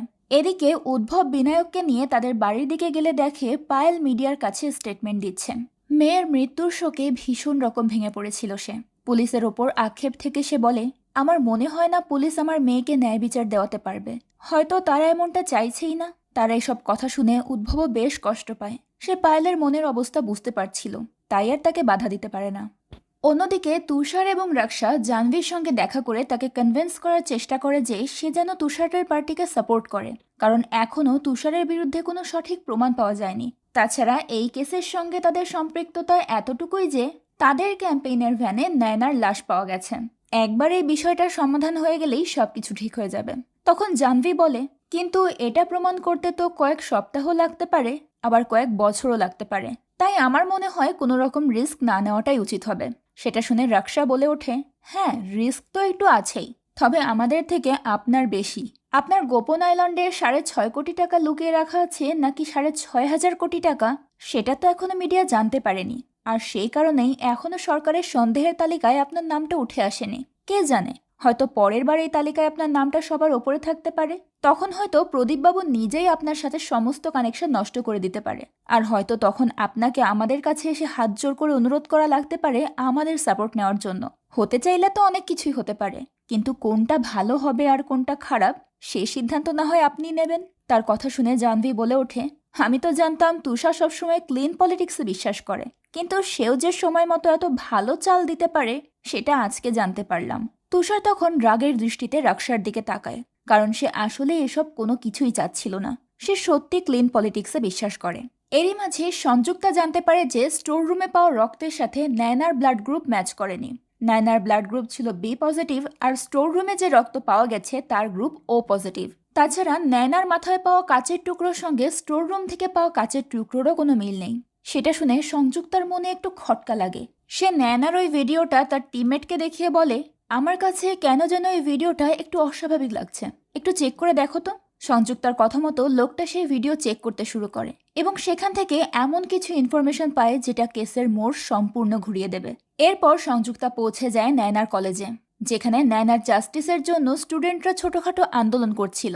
সেখানে গিয়ে সে লাবণ্যকে আবারও জিজ্ঞাসাবাদ করার জন্য ডেকে নিয়ে যায়। আর তখনই গল্পের আরও একটা রহস্য সামনে আসে। এবার যখন সংযুক্তা লাবণ্যর কাছে আসল সত্যিটা জানতে চায়, তখন লাবণ্য গড়গড় করে ওই রাতের সব ঘটনা বলতে শুরু করে। সেই রাতে ওজাস, আরব এবং তারা দুই বান্ধবী মিলে বসে আড্ডা দিচ্ছিল। সেখানে নায়নাকে সিগারেট এবং মদ খাওয়ার জন্য জোর করাতে সে রেগে সেখান থেকে বেরিয়ে যেতে শুরু করে। তখন লাবণ্য গিয়ে তাকে আটকায়। সেই সাথে নায়নাকে এটাও জানায় যে সে ওজাসকে পছন্দ করতে শুরু করেছে। কথাটা শুনে নায়না ভীষণ অবাক হয়, সেই সাথে বেশ রেগেও যায়। সে লাবণ্যকে বোঝানোর চেষ্টা করে যে ওজাস মোটেও ভালো মানুষ নয়। নয়নার সঙ্গে তার সম্পর্ক থাকাকালীন সে নয়নার ড্রিঙ্কসের ভেতরে ড্রাগস মিশিয়ে নেশার ঘরে তার সঙ্গে জোর জবরদস্তি করার চেষ্টা করেছিল। এই কারণেই মূলত তাদের ব্রেকআপ হয়েছে। আর তাই সে লাবণ্যকে সতর্ক করে দেয় যে সে ভুল করছে। কিন্তু লাবণ্য তার কোনো কথা শুনতে চায় না, বরং এটা ভেবে নেয় যে নয়না হয়তো ওজাসের সঙ্গে তাকে দেখে জেলাস ফিল করছে। এটা নিয়ে দুই বান্ধবীর মধ্যে একটু কথা কাটাকাটি হয়ে যায় এবং নয়না রাগ করে সেখান থেকে বেরিয়ে যায়। এরপর লাবণ্য গিয়ে ওজাসের সঙ্গে একান্তে সময় কাটাতে শুরু করে। সে ভেবেছিল আরব হয়তো ওখান থেকে চলে গেছে, কিন্তু না, আড়াল থেকে আরব ওদের ভিডিও শুট করছিল। এটা দেখে লাবণ্য ভীষণ ঘাবড়ে যায়। একটা পর্যায়ে সে তার হাত কেটে ফেলে এবং সেই রক্তই মূলত স্টোর রুম থেকে পাওয়া গেছে। পরবর্তীতে আরবরাই তাকে নিয়ে হসপিটালে অ্যাডমিট করেছিল। আরব তাকে প্রমিস করেছিল ওই ভিডিও সে কোথাও লিক করবে না। কিন্তু হসপিটাল থেকে ফেরার পর লাবণ্য জানতে পারে যে তারা ওই ভিডিওটা বয়েজ গ্রুপে পাবলিশ করে দিয়েছে, আর তার চেহারা নয়নার চেহারার সঙ্গে রিপ্লেস করে দিয়েছে, যাতে তারা নয়নার উপর প্রতিশোধ নিতে পারে। ব্যাপারটা লাবণ্যর কাছে খুব খারাপ লাগে। তার আক্ষেপ হতে থাকে যে সে কেন নয়নার কথা বিশ্বাস করেনি। সেই সাথে সে বেশ ঘাবড়েও গিয়েছিল, যে কারণে সে পুলিশকেও এখন পর্যন্ত কিচ্ছু জানায়নি। ভীষণ অপরাধবোধ কাজ করছিল তার। সেটা দেখে সংযুক্তা তাকে বোঝায় যে এখানে তার কোনো ভুল নেই। সে শুধুমাত্র ওই ছেলেগুলোকে বিশ্বাস করেছিল, আর তারা সেই বিশ্বাসটা ভেঙেছে। এই কথা বলে যখন সংযুক্তা সেখান থেকে চলে যাচ্ছিল, তখনই লাবণ্য বলে ওঠে, নয়না গত কয়েক মাস ধরে একটু অদ্ভুত আচরণ করছিল। তার সবসময় মুড অফ থাকতো, প্রায়ই সে আমার বাড়িতে থাকতে আসতো। তার কাছে আমি একটা নতুন মোবাইলও দেখেছি। ওই ফোনে প্রায় মাঝরাতে কল আসতো, কিন্তু আমি যখন তার কাছে ওই নতুন মোবাইল সম্পর্কে জিজ্ঞেস করেছিলাম, নয়না কথাটা এড়িয়ে গিয়েছিল। কথাগুলো শুনে সংযুক্তা একটু অবাক হয়। এছাড়াও আরও একটা অদ্ভুত জিনিস চোখে পড়েছিল লাবণ্যর। সে নয়নার ব্যাগের ভিতর ওয়াজি শহরের একটা টিকিট পেয়েছিল। সেটা সে লুকিয়ে নিজের কাছে রেখে দেয়। লাবণ্যর টিকিটটা সংযুক্তাকে দেখালে সংযুক্তা একটু অবাক হয়ে যায় যে নয়না ওয়াজিতে কেন গিয়েছিল, যেখানে তার বাড়ি, কলেজ সবকিছুই নেহুল শহরে। তাছাড়া ওই মোবাইলটাই বা তার কাছে কি করে আসলো? ওদিকে আবার জয় কাউকে কিছু না জানিয়ে মাঝ রাস্তা থেকে ওজাসকে তুলে নিয়ে পৌঁছে যায় সেই খাদের কাছে, যেখানে নয়নার লাশ পাওয়া গিয়েছিল। সেখানে গিয়ে সে ওজাসকে মেরে ধরে তার মুখ থেকে সত্যিটা বের করার চেষ্টা শুরু করে। কিন্তু ওজাস মুখ খোলার আগেই ডিসিপি তাকে অফিসে ডেকে পাঠায়। আসলে জয় যখন ওজাসকে তুলে নিয়ে যাচ্ছিল, তখনই ওজাস তার বাবাকে লাইভ লোকেশন পাঠিয়ে দেয়, আর সাথে সাথেই সেই ইনফরমেশন পৌঁছে যায় কমিশনারের কাছে। কোনো রকম এভিডেন্স ছাড়া শুধুমাত্র সন্দেহের বশে ওজাসকে এভাবে তুলে নিয়ে যাওয়াতে ডিসিপি জয়কে অনেক বকাঝকা করে, কারণ ওজাসের বাবা সিএম এর অনেক কাছের লোক। তাই যদি সে নিজের পাওয়ার খাটাতে শুরু করে, তাহলে শুধু জয়ই নয়, পুরো পুলিশ ডিপার্টমেন্ট বিপদে পড়বে। সেই সাথে সে সংযুক্তাকেও অনেক কথা শোনায়, কারণ সংযুক্তা নিজের টিমকে ঠিকভাবে হ্যান্ডেল করতে পারেনি। সংযুক্তার তখন জয়ের উপর ভীষণ রাগ হচ্ছিল, কিন্তু সে কোনো রকম রিয়াক্ট করে না। অন্যদিকে রাক্সার এভাবে জাহ্নবীকে ব্ল্যাকমেল করাটা তুষারের মোটেও ভালো লাগেনি। তাই অফিসে ফেরার পর সে এই বিষয়টা নিয়ে রাক্সার সঙ্গে ঝগড়া বাঁধিয়ে দেয়। রাক্সা তাকে বোঝানোর চেষ্টা করে যে সেই সবকিছু শুধুমাত্র তুষারকে জেতানোর জন্যই করেছে, কারণ সে সবসময় তুষারের ভালো চায়, কিন্তু তুষার তার কোনো কথা শুনতে চায় না। সে রাগ দেখিয়ে সেখান থেকে বেরিয়ে যায়। এদিকে উদ্ভব তখন মন খারাপ করে নয়নার জন্য কিনে আনা স্কুটারটার দিকে তাকিয়েছিল। তখনই বিনায়ক এসে তাকে বলে, পুলিশরা আবারও ইনভেস্টিগেশনের জন্য এসেছিল। আমার মনে হয় পায়েল ঠিক কথাই বলেছে, এর সাথে অনেক বড় বড় মানুষ জড়িত। তাই পুলিশ এই কেসের কোনো সমাধান করতে পারবে না, যা করার আমাদের নিজেদেরকেই করতে হবে। উদ্ভব তার কথার কোনো উত্তর দেওয়ার মানসিকতায় ছিল না, তাই সে বিনায়কের কথাগুলো এড়িয়ে যাওয়ার চেষ্টা করছিল। কিন্তু বিনায়কের জোড়াজুড়িতে উদ্ভব রেগে গিয়ে বলে ওঠে, তাতে কি আমার মেয়ে ফিরে আসবে? তার চিৎকার শুনে বিনায়ক এক্কেবারে শান্ত হয়ে যায়। ওদিকে জয় যখন জানতে পারে নয়নার ওই ভিডিওটা নকল, তখন সে সংযুক্তাকে গিয়ে জেরা করতে শুরু করে যে সংযুক্তা কেন তাকে আগে বিষয়টা জানায়নি। তখন সংযুক্তাও তাকে পাল্টা প্রশ্ন করে যে, তুমি কেন আমাকে আগে জানাওনি যে তুমি ওজাসকে জিজ্ঞাসাবাদ করার জন্য নিয়ে যাচ্ছ? জয় তখন রেগে গিয়ে বলে, আপনাকে কিভাবে বলবো? আপনি তো সবসময় নিজের চারপাশে একটা উঁচু দেওয়াল টেনে রাখেন। আমি চেষ্টা করেও সে দেওয়ালের ভেতরের খবর জানতে পারছি না। আমরা একসঙ্গে কাজ করছি ঠিকই, কিন্তু একটা টিমের হয়ে কাজ করছি না। তখন সংযুক্তা বুঝতে পারে সে আসলে একটু বাড়াবাড়ি করে ফেলেছে। তাই সে নরম হয়ে জয়কে বলে, আসলে ছোটবেলা থেকেই একা থাকতে থাকতে শুধুমাত্র নিজের ওপর ডিপেন্ড করার একটা রোগ হয়ে গেছে আমার। আগে ভাবতাম এটা শুধুমাত্র আমার পার্সোনাল লাইফকেই হ্যাম্পার করছে, কিন্তু এখন দেখছি আমার প্রফেশনাল লাইফেও এর ইফেক্ট পড়ছে। তার কথা শুনে জয়ের মনটাও নরম হয়। এরপর তারা কেসের বিষয় নিয়ে ডিসকাস করতে শুরু করে। সংযুক্তা তাকে বুঝিয়ে বলে যে সেই রাতে আসলে কি হয়েছিল। হয়তো নয়নার আগে থেকেই কোথাও যাওয়ার প্ল্যান ছিল, তাই সে সাথে করে এক্সট্রা ড্রেস এনেছিল। আর তার ফোনের চার্জ শেষ হয়েছিল 8টার দিকে। তবুও সে মোবাইলটা চার্জ করেনি, কারণ তার কাছে তো একটা ফোন এক্সট্রা আছেই। কিন্তু এখন প্রশ্ন হলো, নয়নাকে বের হতে দেখা যায়নি কেন? কারণ সে পেছনের গেট দিয়ে বেরিয়েছিল, আর পেছনের গেটে কোনো সিসিটিভি ক্যামেরা নেই। এখন সে যার সঙ্গে দেখা করতে যাচ্ছিল সে যদি কলেজের কেউ হয়ে থাকে, তাহলে তো তার সাথে এতটা গোপনভাবে দেখা করার কোনো কারণ নেই। আর সেই বা কেন নয়নাকে এক্সট্রা একটা ফোন দিতে যাবে? তাই সংযুক্তার ধারণা ওই অজ্ঞাত লোকটা নিশ্চয়ই এমন কেউ যার সাথে নয়নার রিলেশনের ব্যাপারে জানাজানি হলে বড় ক্ষতি হবে। হতে পারে লোকটা নয়নার থেকে অনেক বড়, আবার এটাও হতে পারে যে সে ম্যারিড। অনেকগুলো প্রশ্নই পুলিশের সামনে ঘুরপাক খাচ্ছিল। তবে তার মধ্যে সব থেকে বড় প্রশ্ন হচ্ছে, নয়না ওয়াজি কেন গিয়েছিল? আর নয়নার কাছে অনুষ্ঠানের দিন যে ব্যাগটা ছিল সেটা কোথায় গেল? এমন সময় হঠাৎ জয়ের মনে পড়ে যায় যে পুলিশ ওই ব্যাগটা খুঁজে পেয়েছে। সে ওই ব্যাগটা নিয়ে গিয়ে সংযুক্তাকে দেখায়, যার দাম 4 লাখ টাকা, এবং এটা একটা লিমিটেড এডিশন ব্যাগ। নয়নার মতো মধ্যবিত্ত পরিবারের সাধারণ কলেজ স্টুডেন্টের কাছে এত দামি ব্যাগ দেখে সংযুক্তারও বেশ অবাক লাগে। তার মানে ওই অজ্ঞাত ব্যক্তি, যাকে কিনা সবাই নয়নার বয়ফ্রেন্ড মনে করছে, সে অনেক বড় লোক। কেসের চিন্তার পাশাপাশি বাড়ি নিয়েও সংযুক্তার খুব টেনশন হচ্ছিল। তাই সে জয়কে অফিসের দিকটা সামলাতে বলে বাড়ি চলে যায়। ওদিকে নয়নার লাশটা পাওয়ার পর তার শেষকৃত্যের আয়োজন করা হয়। সেখানে পায়েলের বাবা মা এই সব কিছুর জন্য উদ্ভবকে দোষারোপ করতে শুরু করে। তাদের কথা থেকে জানা যায় পায়েল উদ্ভবকে ভালোবেসে বিয়ে করেছিল। এতে তাদের বাবা মায়ের কোনো মত ছিল না। আর তাই তাদের পরিবারের যতই অঘটন ঘটুক না কেন, তার জন্য তারা উদ্ভবকেই দায়ী করে। তবে পায়েলের ছোট বোন সবসময় পায়েলকে সাপোর্ট করত। এটা নিয়ে তার সাথেও তার বাবা মায়ের কথা কাটাকাটি হয়ে যায়। কিন্তু এত কিছুর পরেও উদ্ভব একটা টু শব্দ পর্যন্ত করে না। ওদিকে সংযুক্তা বাড়ি ফিরেই তার মেয়ের সঙ্গে গতরাতের বিষয়টা নিয়ে কথা বলতে চায়, কিন্তু মাহি তার মায়ের কথায় কোনো পাত্তাই দেয় না। সে তো তার মোবাইল নিয়ে ব্যস্ত। এটা দেখে সংযুক্তা রেগে তার কাছ থেকে মোবাইলটা কেড়ে নেয়। নয়নার কেসটা নিয়ে সে ভীষণ ডিস্টার্ব ছিল, যে কারণে তার এটাও ভয় লাগছিল যে তার মেয়েও আবার এই ধরনের কোনো বাজে পরিস্থিতির শিকার না হয়। তাই সে মাহিকে জিজ্ঞেস করে, তোমার কাছে অন্য কোনো ফোন নেই তো? মায়ের এসব অদ্ভুত কথা শুনে মাহি বিরক্ত হয়ে যায়। তখন সংযুক্তা তাকে বোঝানোর চেষ্টা করে যে সে শুধুমাত্র মাহিকে কোনো রকম বিপদে পড়া থেকে বাঁচাতে যাচ্ছে। কিন্তু মাহি তার কোনো কথা না বুঝেই মায়ের সঙ্গে তর্ক করতে শুরু করে। অবশ্য তর্ক করার পেছনেও তার নিজস্ব কারণ ছিল। কাজের চাপে সংযুক্তা কখনোই তার পরিবারকে সময় দিতে পারেনি, যে কারণে এখন সংযুক্তার এই টেনশন এবং কেয়ারটা মাহির কাছে একটু আদিক্ষেতা বলে মনে হচ্ছিল। সে তার মাকে বলে, তুমি আমাকে এখানে জ্ঞান না দিয়ে তোমার কেসে ফোকাস করো। তোমার কারণে আমার বন্ধুরা আমার দিকে অদ্ভুত দৃষ্টিতে তাকায়। সবাই বলা বলি করে তুমি তুষারকে সাপোর্ট করছো। কিন্তু সংযুক্তা তার কোনো কথার উত্তর দেয় না। বরং মাহি যখন তার কাছ থেকে ফোনটা ফেরত চায়, তখন সে বলে, যতক্ষণ না তুমি আমাকে বলছো যে ওই ছবিগুলো তুমি কাকে পাঠানোর জন্য তুলেছো, ততক্ষণ আমি তোমার মোবাইল ফেরত দেব না। মাহি তখন রেগে তার মায়ের মুখের ওপর দরজাটা বন্ধ করে দেয়। এরপর সংযুক্তা মাহির মোবাইলের পাসওয়ার্ডটা খোলার চেষ্টা করে, কিন্তু মাহি পাসওয়ার্ডটা চেঞ্জ করে দিয়েছিল। তখন সে তাদের আইটি এক্সপার্ট কেতনকে ফোন করে মাহির মোবাইলটা আনলক করার ব্যাপারে কথা বলে। পার্সোনাল এবং প্রফেশনাল লাইফের মধ্যে এক অদ্ভুত দোটানায় পড়ে গিয়েছিল বেচারি। কোন দিকে গেলে যে সে স্বস্তি পাবে আর সবকিছুর সমাধান হবে সে বুঝে উঠতে পারছিল না। পরদিন অফিসে যাওয়ার সাথে সাথেই জয় তাকে নিয়ে ওয়াজির উদ্দেশ্যে রওনা হয়ে যায়। সেখানে পৌঁছানোর পর জয় সংযুক্তাকে জানায় যে পিক ট্রাইব নামের একটা সোশ্যাল মিডিয়া অ্যাপের মাধ্যমে সে কেসের ব্যাপারে কিছু ইনফরমেশন পেয়েছে। পিক ট্রাইব বর্তমানে বেশ ট্রেন্ডিং, ছোট বড় অনেকেই এই অ্যাপটা এখন ব্যবহার করছে। প্রাইভেট চ্যাটের জন্য এটা একেবারেই পারফেক্ট। তো ইনভেস্টিগেশনের একটা পর্যায়ে জয় জানতে পারে যে ন্যায়নার ফোনেও এই অ্যাপটা ডাউনলোড করা ছিল, কিন্তু সে সেটা ডিলিট করে দিয়েছিল।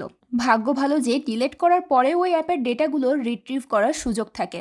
আর সেখান থেকেই মূলত জয় ন্যায়নার কলেজের প্রফেসর রণধীরের ব্যাপারে একটা ইনফরমেশন পায়। ওই অ্যাপে রণধীরের সাথে ন্যায়নার অনেক প্রাইভেট চ্যাট হয়েছে, কিন্তু সমস্যা হলো 24 ঘন্টার মধ্যেই ওই চ্যাটগুলো অটোমেটিক্যালি ডিলিট হয়ে যায়। তাই তাদের মধ্যে আসলে কি কথা হয়েছিল সেগুলো জয় জানতে পারে না। এখন এই রহস্য ভেদ করার জন্যই সে মূলত সংযুক্তাকে নিয়ে ওয়াজিতে এসেছে, কারণ ওই কলেজের প্রফেসর এবং স্টুডেন্টের মধ্যে একমাত্র রণধীরের বাড়ি ছিল ওয়াজিতে। তাছাড়া সে ন্যায়নার থেকে বয়সও যথেষ্ট বড় এবং বিবাহিত। তার মানে জয়দের টার্গেট করা লোকের সাথে একেবারে পারফেক্ট ম্যাচ। হয়তো সেই ন্যায়নার সেই গোপন বয়ফ্রেন্ড। এই বিষয়ে জিজ্ঞাসাবাদ করার জন্য তারা পৌঁছে যায় রণধীরের বাড়িতে, কিন্তু রণধীর তখন বাড়িতে ছিল না। তাই তারা তার ওয়াইফ সুপ্রিয়াকে জিজ্ঞেস করে যে রণধীর রবিবার বিকেলে কোথায় ছিল। সুপ্রিয়া জানায় তারা দুজনেই রবিবারে লোনাভলা গিয়েছিল। জয়কে সুপ্রিয়ার সঙ্গে কথা বলতে দিয়ে সংযুক্তা ওয়াশরুমের বাহানায় পুরো বাড়িটা চেক করতে শুরু করে। আর তখনই সেখানে ওই প্লাস্টিক টাইগুলো দেখতে পায় যেগুলো দিয়ে ন্যায়নার হাত পা বাঁধা হয়েছিল। সেই সাথে সেখানে তুষার এবং রণধীরের একটা ছবিও খুঁজে পায় সে। তবে সেসব নিয়ে কোনো কথা না বলেই সংযুক্তা জয়কে নিয়ে সেখান থেকে বেরিয়ে আসে। ছবিটা দেখেই তারা বুঝে গিয়েছিল রণধীরের সঙ্গে তুষারের বেশ ভালো খাতির আছে, আর সেই কারণে রণধীর এত দামি ব্যাগ ন্যায়নাকে গিফট করার জন্য এফোর্ড করতে পেরেছে। তারা যখন সেখান থেকে বেরিয়ে যাচ্ছিল তখনই হঠাৎ সংযুক্তার চোখ পড়ে সেখানে থাকা একটা সাইকেলের দিকে, যেটা কিনা তারা ন্যায়নার কাছে দেখেছিল। তারা এই ব্যাপারে কথা বলার জন্য ন্যায়নাদের বাড়ির উদ্দেশ্যে রওনা হয়। ওদিকে ন্যায়নার পরিবার যখন তার শেষকৃত্যের কাজে ব্যস্ত ছিল তখনই বিনায়ক এসে কানে কানে উদ্ভবকে বলে দেয় যে পুলিশ এবার রণধীরের উপর সন্দেহ করছে। এই ব্যাপারটা উদ্ভব একেবারেই মেনে নিতে পারে না, কারণ তাদের পুরো পরিবার রণধীরকে অনেক বিশ্বাস করত। তাই সে পরবর্তীতে বিনায়ককে ফোন করে বলে এবার যা করার আমাদেরকেই করতে হবে। আপাত দৃষ্টিতে যেহেতু সন্দেহের কাঁটা রণধীরের দিকেই যাচ্ছিল তাই পুলিশ তাকে অ্যারেস্ট করে। এটা নিয়ে মিডিয়ায় তোলপাড় শুরু হয়ে যায়। তুষারও এটা নিয়ে খুব টেনশনে পড়ে যায়, কারণ রণবীর ছিল তাদের পার্টির রোল মডেল। তো থানায় নিয়ে গিয়ে জয় রণধীরকে জিজ্ঞাসাবাদ করতে শুরু করে, কিন্তু রণধীর প্রথমে মুখ খুলতে চায় না। তখন জয় তাকে জানিয়ে দেয় যে তার বিরুদ্ধে যথেষ্ট প্রমাণ পুলিশের কাছে আছে। সুপ্রিয়া বলেছিল তারা রবিবার বিকেলে লোনাভলা গিয়েছিল এবং সোমবার সকাল পর্যন্ত সেখানেই ছিল, কিন্তু দারোয়ান এবং তাদের প্রতিবেশীর কথা অনুযায়ী রণধীর ওই রাতেই ওয়াজিতে ফিরেছিল এবং একটা মেয়েকে অজ্ঞান অবস্থায় গাড়িতে করে নিয়ে আবার রাতেই বেরিয়ে গিয়েছিল। অজ্ঞান মেয়েটার চেহারা কেউ সঠিকভাবে শনাক্ত করতে না পারলেও তাদের একজন প্রতিবেশী জানায় যে সে ওই রাতে ন্যায়নাকে রণধীরের বাড়িতে যেতে দেখেছে। শুধু তাই নয়, পুলিশ সেখান থেকে এটাও জানতে পারে যে গত 1 মাস ধরে সুপ্রিয়া এবং রণধীরের প্রতিনিয়ত ঝগড়া চলছিল, কিন্তু কারণটা কি তা কারো জানা ছিল না। এখান থেকেই ধারণা করা যায় যে রণধীর কোনো না কোনোভাবে ন্যায়নার মার্ডারের সঙ্গে জড়িত, কিন্তু রণধীর এসবের কোনো কিছুই স্বীকার করতে চায় না। সে পুলিশকে জানায় যে সে ওই রাতে বাড়ি ফিরেছিল ঠিকই, তবে সেটা শুধুমাত্র সুপ্রিয়ার একটা ওষুধ নেওয়ার জন্য, যেটা সাধারণত প্রেসক্রিপশন ছাড়া কোনো ফার্মেসি থেকে কেনা যায় না। এরপর জয় একে একে ন্যায়নার সঙ্গে করা তার মেসেজ এবং সুপ্রিয়ার সঙ্গে তার ঝগড়ার কারণের ব্যাপারে জিজ্ঞেস করতে থাকে। তখন রণধীর তাদেরকে জানায় যে সুপ্রিয়ার সঙ্গে তার ঝগড়াটা হতো মূলত মুড সুইং এর কারণে। সুপ্রিয়া যেহেতু প্রেগনেন্ট ছিল তাই তার প্রায়ই মুড সুইং হতো, আর এটা নিয়েই তাদের মধ্যে যত ঝামেলা। আর ন্যায়নার সাথে তার কথা বলাটাও খুবই ক্যাজুয়াল ছিল, কারণ সে তার সব স্টুডেন্টের সাথেই যথেষ্ট ফ্রেন্ডলি। এরপর ফাইনালি সে স্বীকার করে নেয় যে ন্যায়না ওই রাতে সত্যিই তাদের বাড়িতে গিয়েছিল, তবে সেটা শুধুমাত্র তার ওই সাইকেলটা পৌঁছে দেওয়ার জন্য। সে তো বাড়ির ভেতরে পর্যন্ত ঢুকেনি। আর তারপর ন্যায়নার সাথে কি হয়েছে সেসবের কিছুই রণধীরের জানা নেই।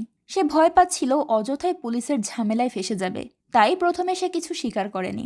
এসব কথার মাঝেই সংযুক্তার কাছে তার মায়ের কল আসে। বারবার কল আসাতে সংযুক্তা ফোনটা রিসিভ করলে তার মা জানায় মাহিকে অনেকক্ষণ যাবৎ খুঁজে পাওয়া যাচ্ছে না, আর তার কাছে যেহেতু কোনো মোবাইলও নেই তাই সে কোথায় আছে কি অবস্থায় আছে সেটাও কেউ বুঝতে পারছে না। কথাটা শুনে সংযুক্তা বেশ টেনশনে পড়ে যায়। সে কেতনকে মাহির মোবাইলটা চেক করতে বলে যে সেখান থেকে কোনো ক্লু পাওয়া যায় কিনা। এরপর সে বাড়ি গিয়ে ভাবতে শুরু করে কিভাবে মাহিকে খুঁজে বের করা যায়। এরই মাঝে তার মায়ের কাছে ভিশামের ফোন আসে। মাহির মোবাইলটা কেড়ে নেওয়াতেও ভিশাম সংযুক্তাকে অনেক বকাঝকা করে। সংযুক্তা তাকে বোঝানোর চেষ্টা করে যে সে তার মেয়ের সেফটির কথা ভেবেই কাজটা করেছে, কিন্তু ভিশাম তার কোনো কথা মানতে চায় না।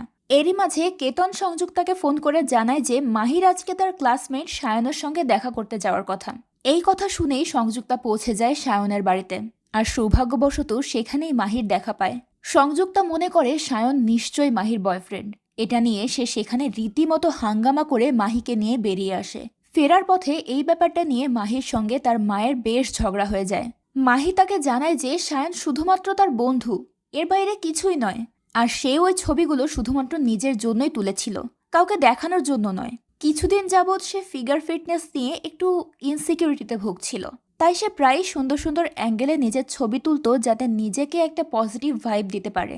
সংযুক্তা তখন উপলব্ধি করতে পারে যে সে হয়তো একটু বেশি বাড়াবাড়ি করে ফেলছে। তাই বাড়ি ফেরার পর মাহি যখন ঘুমিয়েছিল তখন সংযুক্তা গিয়ে তার মোবাইলটা ফিরিয়ে দিয়ে আসে, আর সেই সাথে মাহির জন্য একটা চিরকুটও রেখে আসে, যেখানে লেখা ছিল, আমি তোমাকে ভালোবাসি এবং বিশ্বাস করি। একদিকে সংযুক্তা ব্যস্ত ছিল তার পরিবার নিয়ে, অন্যদিকে তুষার নিজের পলিটিক্যাল ক্যারিয়ার বাঁচানোর জন্য যথাসাধ্য চেষ্টা চালাচ্ছিল। সে পার্সোনালি গিয়ে সাহিলের সঙ্গে দেখা করে এবং তাকে কনভিন্স করার চেষ্টা করে যেন আবারও সে তাদের পার্টিতে এসে যোগ দেয়। কিন্তু এত অপমানের পরেও সাহিল আর তুষারের সঙ্গে কাজ করতে রাজি হয় না। সে সেখান থেকে উঠে চলে যায়। পরদিন পার্টি অফিসে তুষারকে নিয়ে একটা মিটিং ডাকা হয়। সেখানে জাহ্নবী সহ বাকিরা তাকে চাপ দিতে থাকে যে সে যেন ঘোষণা দেয় রণধীরের সঙ্গে তাদের পার্টির কোনো কানেকশন নেই, এছাড়া তাদের পার্টির ইমেজ বাঁচানোর দ্বিতীয় কোনো উপায় নেই। তুষার তখন তাদেরকে বোঝানোর চেষ্টা করে যে রণধীরের বিরুদ্ধে এখনও তো কোনো সঠিক প্রমাণ পাওয়া যায়নি, তাই অযথা তাকে দোষী সাব্যস্ত করাটাও ঠিক হবে না। কিন্তু সেখানে থাকা কেউই তার কথা মানতে চায় না। ওদিকে সংযুক্তা এবার ফরেন্সিক এক্সপার্টদের সঙ্গে নিয়েই পৌঁছে যায় রণধীরের বাড়িতে, এবং সেখান থেকে তারা রণধীরের বিরুদ্ধে আরও একটা প্রমাণ পেয়ে যায়। রণধীরের বাড়ির ফ্লোরে রক্ত পড়েছিল, যেটা পরিষ্কার করে ফেলা হয়েছে ঠিকই, তবে ফরেন্সিক টেস্টে তার কিছু ট্রেসেস পাওয়া গেছে। তারা এসব বিষয় নিয়ে ডিসকাস করছিল। এরই মাঝে ডিসিপি ফোন করে জয় এবং সংযুক্তাকে অফিসে ডেকে পাঠায়। থানায় পৌঁছানোর পর তারা জানতে পারে রণধীরকে ডিসিপি ছেড়ে দিতে বলেছে। সংযুক্তা তখন ডিসিপিকে গিয়ে বোঝানোর চেষ্টা করে যে তাদের কাছে রণধীরের বিরুদ্ধে যথেষ্ট প্রমাণ আছে, কিন্তু ডিসিপি তাদেরকে স্পষ্ট জানিয়ে দেয় যে এখন আর কোনো প্রমাণই কাজে লাগবে না। নয়নার পরিবার এটা নিশ্চিত করেছে যে ওই রাতে নয়না সাইকেলটা ডোনেট করতে গিয়েছিল, আর বাকি যে ক্লুগুলো পাওয়া গেছে সেগুলো ভিত্তিহীন। এরপর যখন সংযুক্তা ওই ব্লাড স্টেনের ব্যাপারে জানায় তখন ডিসিপি বলে, ওটা নিয়ে ভেবে লাভ নেই, সেটাও নয়নার রক্ত নয়। তার কথা শুনে সংযুক্তা একটু অবাক হয়ে যায়। তখন ডিসিপি তাকে পাশের রুমে বসে থাকা একটা কাপলকে দেখায়। সংযুক্তা তাদের সাথে কথা বলে জানতে পারে রক্তটা মূলত ওই মেয়ের ছিল। তারা দুজনেই একে অপরকে ভালোবাসত এবং দুজনেই রণধীরের কোচিংয়ে পড়ত। বাবা মা তাদের সম্পর্কটা মেনে নেবে না বলে ওই রাতে তারা পালিয়ে গিয়ে বিয়ে করে, আর বাবা মায়ের হাত থেকে বাঁচার জন্য তারা রণধীরের বাড়িতে গিয়ে ওঠে। রণধীর তাদেরকে নিয়ে পুলিশের কাছে আসতে চেয়েছিল, কিন্তু মেয়েটা রাজি হয়নি, কারণ তার বাবা অনেক পাওয়ারফুল, তাই পুলিশও তাদেরকে সাহায্য করতে পারবে না। এসব বিষয় নিয়ে মেয়েটা অতিরিক্ত ঘাবড়ে গিয়ে সেখানেই নিজের হাত কেটে সুইসাইড করার চেষ্টা করে। তখন রণধীর আর মেয়েটার হাজব্যান্ড মিলে তাকে অজ্ঞান অবস্থায় হসপিটালে নিয়ে যায়। মূলত তাদের এই বিষয়টা লুকানোর জন্যই রণধীর এতক্ষণ নিজের মুখ বন্ধ করেছিল। তবে যখন তারা জানতে পারে যে তাদের কারণে রণধীরকে শাস্তি পেতে হচ্ছে, তখন তারা থানায় আসে সবকিছু খুলে বলতে।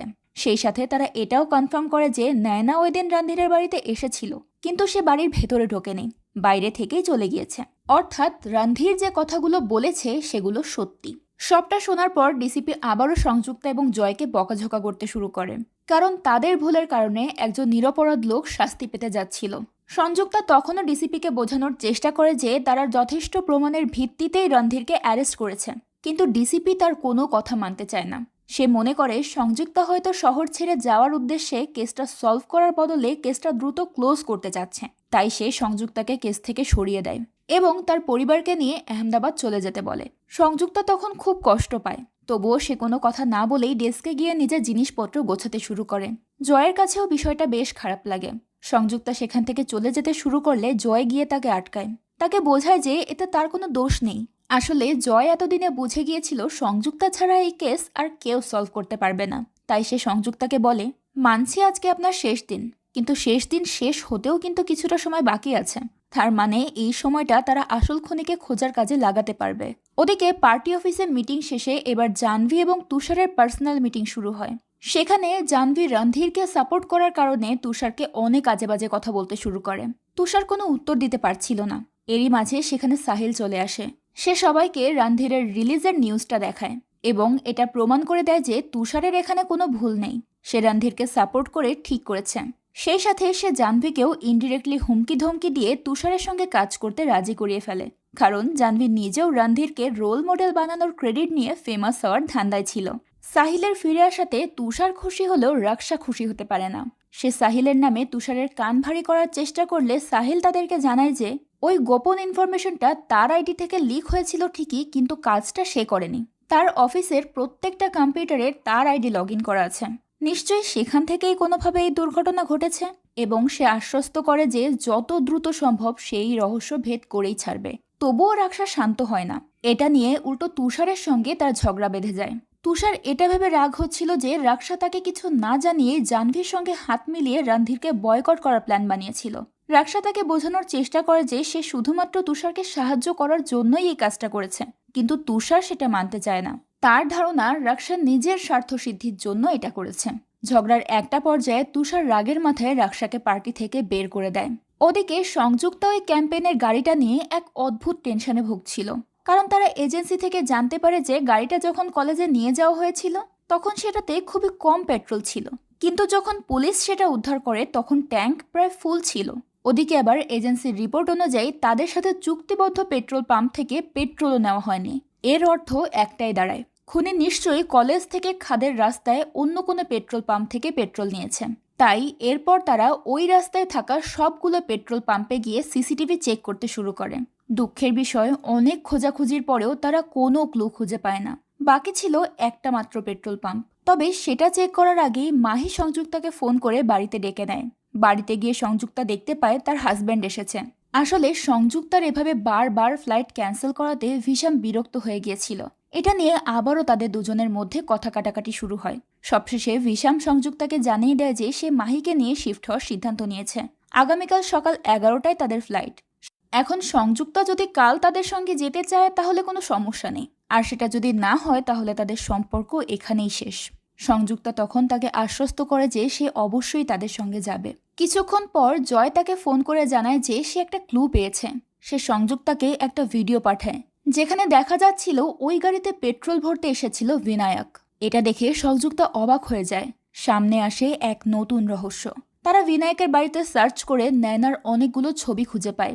এরপর বিনায়কের সঙ্গে যোগাযোগ করার চেষ্টা করে, কিন্তু তার মোবাইলটা বন্ধ আসছিল আর তার কোনো খোঁজও পাওয়া যাচ্ছিল না। তখন সংযুক্তা গিয়ে বিষয়টা পায়েলকে জানায়। পায়েল তো এসব বিশ্বাসই করতে পারছিল না, কারণ বিনায়ককে তারা ফ্যামিলি মেম্বার হিসেবেই মনে করত। উদ্ভবও তাকে অনেক বিশ্বাস করত। কথায় কথায় পায়েল সংযুক্তাকে জানায় যে একটা সময় বিজনেসের বিষয় নিয়ে বিনায়কের সঙ্গে তার একটু ঝগড়া হয়েছিল, কারণ সে উদ্ভবকে বেশি টাকা আয়ের জন্য অনৈতিক ব্যবসার দিকে কনভার্ট করার চেষ্টা করছিল। সংযুক্তা প্রথমে মনে করে নিশ্চয়ই এই ঝগড়ার কারণেই প্রতিশোধ নেওয়ার জন্য বিনায়ক কাজটা করেছে, কিন্তু তার মাঝে তারা নয়নাকে লেখা বিনায়কের একটা লাভ লেটার খুঁজে পায়। অর্থাৎ বিনায়কের কুনজর ছিল নয়নার উপর। এসব শুনে পায়েল আরও বেশি অবাক হয়ে যায়। এরপর তারা বিনায়কের ব্যাকগ্রাউন্ড চেক করলে আরও কিছু রহস্য সামনে আসে। জানা যায় বিনায়ক একসময় গুন্ডা ছিল। সে আর উদ্ভব দুজনে মিলে গুন্ডামি করত। সেই সময় তাদের প্রতিবেশী শারদ নামের ছেলেটা নয়নাকে প্রচণ্ড বিরক্ত করত। এতে বিনায়ক শারদকে এমন মার মেরেছিল যে বেচারা ভয়ে তার পরিবার সমেত ওই শহর ছেড়ে পালিয়ে গেছে। তার মানে এটা তো স্পষ্ট যে বিনায়ক নয়নাকে নিয়ে অনেক বেশি পজিটিভ ছিল। তারা এসব বিষয় নিয়েই কথা বলছিল। এরই মাঝে সংযুক্তার কাছে তার মায়ের কল আসে। সে মায়ের সঙ্গে কথা শেষ করতেই মাহি তাকে মেসেজ করে বলে, তুমি আমাকে সোশ্যাল মিডিয়ায় ফলো করা বন্ধ করো, না হলে আমি তোমাকে ব্লক করে দেব। তখনই সংযুক্তার টনক নড়ে। সে তৎক্ষণাৎ তার টিমকে গিয়ে নয়নার পিক ট্রাইবের ব্লকড অ্যাকাউন্টগুলো চেক করতে বলে, এবং সেখান থেকে তারা জানতে পারে বিনায়ক তাকে প্রতিনিয়ত কল করে বিরক্ত করে যাচ্ছিল, তাই নয়না তাকে ব্লক করে রেখেছিল। এরই মাঝে সংযুক্তার কাছে তার হাজব্যান্ডের কল আসলে সে একটু বাইরে বেরিয়ে আসে, আর তখনই তার সঙ্গে দেখা হয় তুষারের। তাকে দেখে সংযুক্তা একটু অবাক হয়। তুষার তার কাছে ইনিয়ে বিনিয়ে জানতে চায় যে তারা আসল খুনি পর্যন্ত পৌঁছতে পেরেছে কিনা। তবে সংযুক্তা তাকে কিছুই বলে না। এরপর সে আবারও তার ইনভেস্টিগেশনে মনোযোগ দেয়। একটা পর্যায়ে তারা জানতে পারে যে বিনায়ক ওই রাতে কলেজের প্রোগ্রামে নয়নার সঙ্গে দেখা করতে গিয়েছিল, কিন্তু নয়না তাকে অপমান করে সেখান থেকে তাড়িয়ে দেয়। আর তখনই জিদের বসে বিনায়ক তাকে কিডন্যাপ করে। ক্যাম্পেইনের গাড়িটায় তখন চাবি লাগানো ছিল বিধায় সে ওই গাড়িটাকেই টার্গেট করে। অবশ্য এই সব কিছুই এখনও শুধুমাত্র থিওরি ছিল, পুলিশের কাছে কোনো প্রমাণ ছিল না। তাই জয় বলে ওঠে, একবার বিনায়ককে হাতে পেলে ওকে মেরে ধরে ওর মুখ থেকে সব প্রমাণ বের করে নেব। সেটা শুনে সংযুক্তা বলে, ভায়োলেন্স দিয়ে সবকিছু সমাধান করা যায় না জয়। তখন জয় বলে ওঠে, ও আপনি তো আবার ভায়োলেন্সে বিশ্বাসী নন। তখন সংযুক্তা বলে, এই ভায়োলেন্সের কারণেই 3 বছর আগে আমার হাতে এক নিরপরাধ ব্যক্তির খুন হয়েছিল। সেখান থেকেই আমি কারোর উপর গুলি চালানোর আগে 10 বার ভাবি। সেটা শুনে জয় বেশ আপসেট হয়ে পড়ে। একদিকে তারা একটু একটু করে এই কেসের জটগুলো খুলছিল, আর অন্যদিকে নতুন নতুন জট পাকাচ্ছিল। আমরা দেখতে পাই উদ্ভব বিনায়ককে মেরে ধরে একটা গোপন জায়গায় বন্দি করে রেখেছে। আসলে বিনায়কের বাড়িতে থাকা নয়নার ছবিগুলো উদ্ভব দেখে ফেলেছিল, আর সেখান থেকেই সে বিনায়কের উদ্দেশ্য সম্পর্কে বুঝে গিয়েছে। তবে যখন সে জানতে পারে যে পুলিশ বিনায়ককে ছেড়ে অন্য মানুষদেরকে সন্দেহ করে বেড়াচ্ছে, তখন সে নিজেই এটার একটা বিহিত করার সিদ্ধান্ত নেয় এবং কৌশলে বিনায়ককে কিডন্যাপ করে। এরই মাঝে সংযুক্তা আরও একটা ক্লু খুঁজে পায়। নয়নার ব্লক করা কন্ট্যাক্টগুলোর মধ্যে স্করপিও 95 নামের একটা আইডি ছিল, যেটা থেকে প্রায় প্রত্যেক রাতেই তাকে কল করা হতো। এবং যেদিন নয়নাকে কিডন্যাপ করা হয় সেদিন রাত 8টার সময় ওই আইডি থেকে তাকে ফোন করা হয়েছিল। এখন এই আইডিটা কার সেটাই পুলিশের জন্য সবথেকে বড় চিন্তার বিষয় হয়ে দাঁড়ায়। সংযুক্ত স্করপিও নামের ওই আইডিটা আনব্লক করে সেটাতে হাই লিখে মেসেজ করে, তবে তার কোনো রিপ্লাই আসে না।